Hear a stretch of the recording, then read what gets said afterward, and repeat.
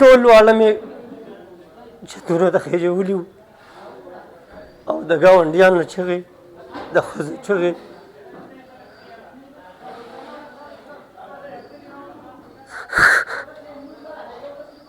یاره جي څنګه چې د سیلاب خطره شوه زه دې ځای پورې راووتم نو اوبه راختلې وې خو چې بیا څنګه یو ګړز وشو تندرونه پرېوتل د هغې نه پس بیا د بچاو سنو د دې مالې چې څومره خلک دي ټول کوټو ته نر ښځې ختلي وو سره د ماشومانو او کومې چغې چې وې زما دې په خدای قسمې که هغه زما اوس هم د ذهن نه وځي او بله خبره پکې دا ده چې مونږ خدای پاک معجزاتي طور بچ کړي یو زمونږ په دنیا کې د اوبو او د خوراک د رزق څه ذریعه باقي وه نوره اوبه دانه به مونږ په دې دغه کې بچ یو چې د یو کس زه به درته والله بالله تالله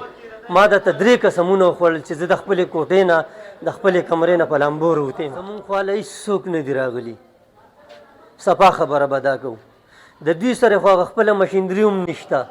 چې په درنو کې تې نیولې ده چې اوس پې زمونږ لارې کوڅې صفا شي یا د خیبر پښتونخوا د عوامو خدمت وشي او هسې برای نام چغې دي چې په داسې وخت کې سړی د چا خواله را نه شي ډاډګیرنه د چا ونه شي نو په داسې حکومت څه کوي او په داسې نمایندګانو باندې څه کوي دا به مونږ مرو که د دې سره خپل سوي د دې نه به د سوات سیلاب 12 کسان وړل د خوراک څښاک مکمل څه نشته ګیس نشته بجلی نشته اوبه نشته زه د تنظیمونو د کارکردګۍ نه بلکل مطمئن نیم اوس البته یو کس راغی چې مونږ کور کور ته څیزونه ورکړه چې بهی دا د پلاني کور دی او هغه هم داسې چې ما پیژندل نور زه د حکومت نه 1% هم نیم مطمئن